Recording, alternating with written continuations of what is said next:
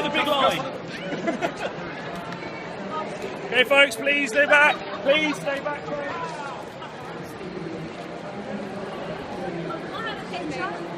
To, you know, shed a few tears watching TV, but shut up! You always put yourself in that sort of position if somebody was saying that about you, and it really was said from the heart, and I just want to say it was an amazing performance. Thank you very much indeed. That was wonderful to do as well, because it was almost a week, I think it was about 5 days that we were in that green orangery sort of.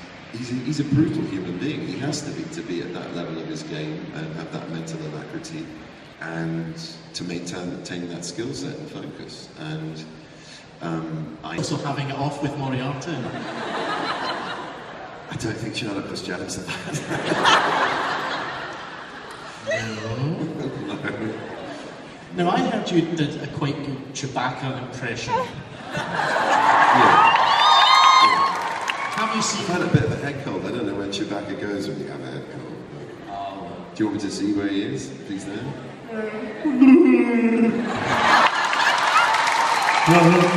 It's more like a Scooby-Doo yawn.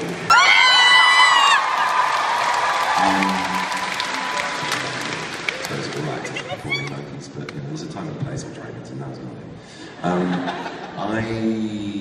Yeah, that's a huge question. See me after school. No, I would say, oh crumbs. All right, brief answer would be it's different on every single project, I'm afraid. I'm not going to go through every single project, you'll be glad to hear, but you know, it depends what the starting point is. If it's a well-known kind of few things, what's special about that is because they've all the gilding, the literal gilding, but it's a building that's supposed to celebrate the guilds. It just suddenly expands into these huge corridors like the one we filmed. Now the episode that we'll be watching is a scandal in Belgrade.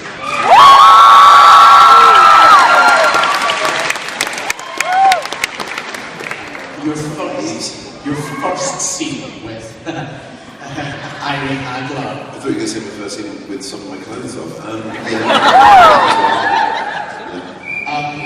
That was short.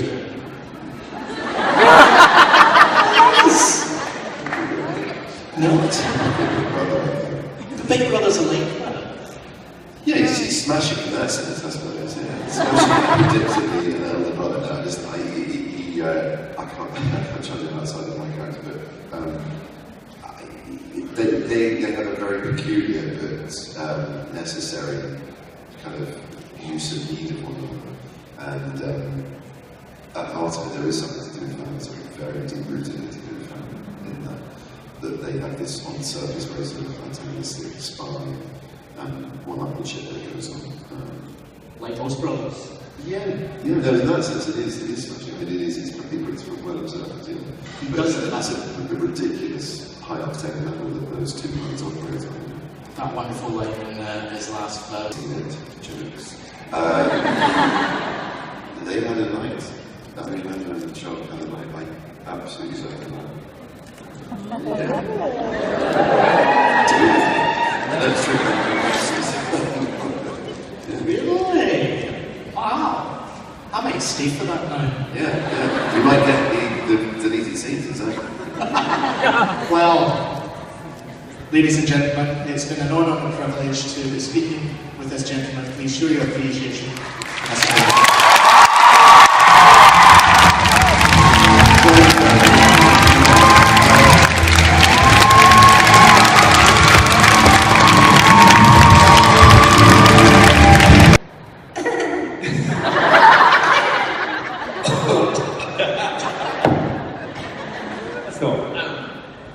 I don't like you.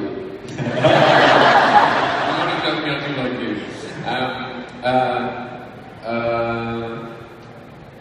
I think evil laughs. Do you know what? It's so funny about an evil laugh. You will have never heard Moriarty doing an evil laugh.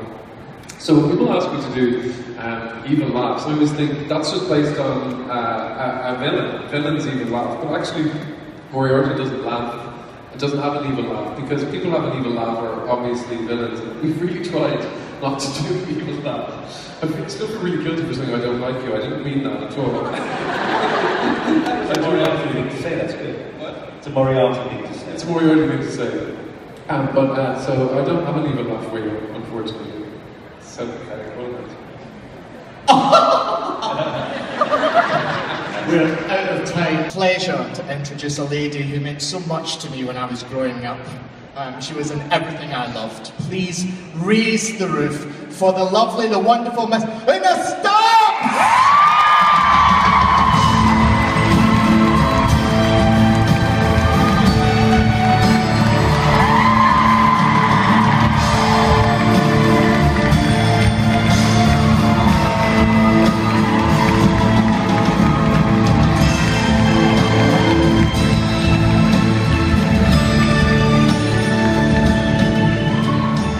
She is the woman.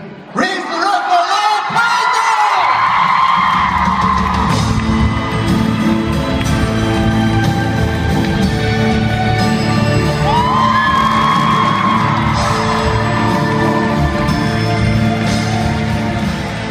And last but not least, the one we all love, Louise Brewerly!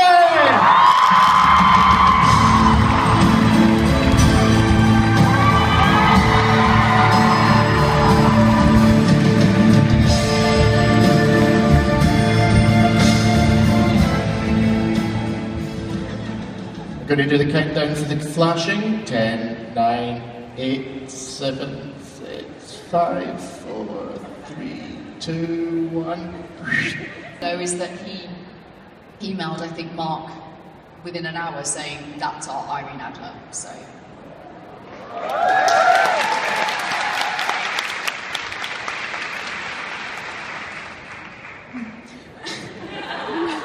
I feel wildly inadequate now, which is no change from normal. I just went along to Twickenham Studios and sat in front of, I think there were 4 of them, casting director Kate and Sue and Mark and was like, why are there 4 people here? It's just a little part. What's all this about?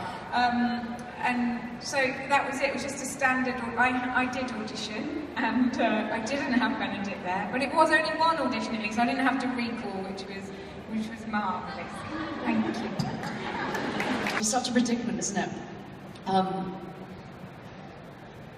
First of all, the actor's always the last to know about anything, so you're better off asking anyone else if I'm going to come back rather than me, because we literally are always the last to know. It's such a predicament. It was such a wonderfully crafted episode that you almost kind of want to leave it at that and have that wonderful memory. However, what Mark and Stephen are capable of blows all of our minds. So they could top it in a way that would make us all salivate. So I really don't know if she will be reappearing, but I'm sure it would be a huge challenge for me if that did happen, because I'm sure with a complex woman like Irene, she would have many stories to tell and have been on quite a journey.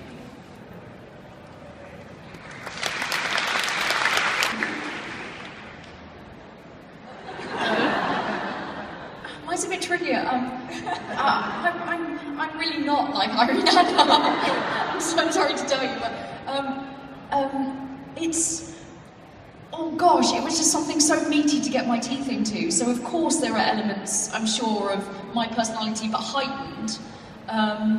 The one moment I think I really did identify with, though, was at the very, very end where he unlocks the code, and that kind of gut-wrenching sadness of when you think you're triumphing in whatever field, and it's so funny how the roller coaster of life can be. You can be on the biggest high and then boom, you're on an ultimate low, and it was that moment for me where he was pushing in those. It was like stabbing me in the heart, and yeah, I definitely identified with that.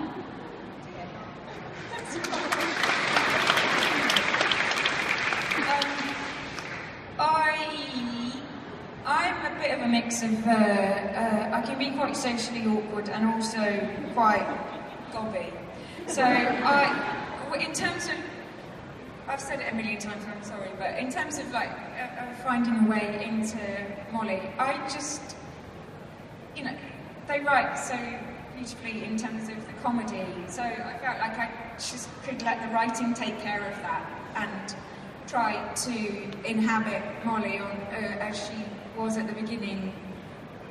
Give her more, give her me, give her other bits of me that I don't allow out, you know, the sort of frightened bits or the, you know, everybody, I think, and I've said this before, so I'm sorry, but everybody has experienced, if they're, unless they're deeply fortunate, a sort of unrequited love thing, and that was the sort of way into Molly that I found most useful, because, I don't know, I think everyone's loved someone and they haven't quite loved them back in the way they might perhaps have liked.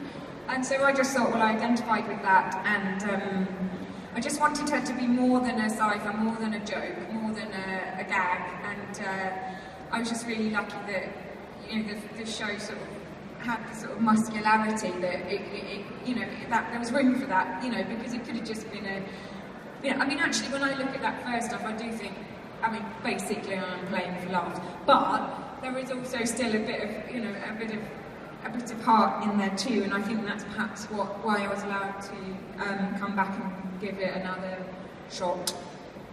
But I think Mrs. Hudson loves Molly as well, because she's there on Christmas Day. It's a lovely when you take the dress off and Lestrange's jaw drops. Yeah, that wasn't scripted, that's read, but just upstaging everybody. It's when Mycroft says, shall I play Mother in Buckingham Palace when he's pouring the tea? I love that moment. I love that Buckingham Palace scene, full stop, actually, about are you wearing pants and all that good stuff. If we met... Your own favourite line that you said. Oh, of my own characters? I can't think of anyone else's, I'm trying not to look like solipsistic. Which one? I don't remember my own lines. Can anyone help? I think mine is, I'm your landlady, not your housekeeper.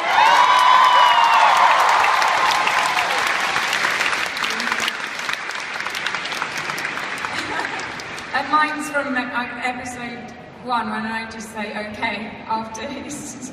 okay. About 5 times of it, one of those. Well, what if we meet? What if we meet? What would our relationship be?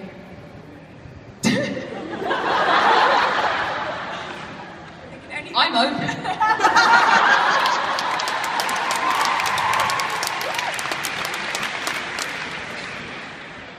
I think she'd take her out for a good night out in the town, and they both get drunk and go their separate ways. Yeah. It's the safest option. Number 2, please. You must be starving. And she went, do you want a Snickers? I said Snickers, I'm sorry.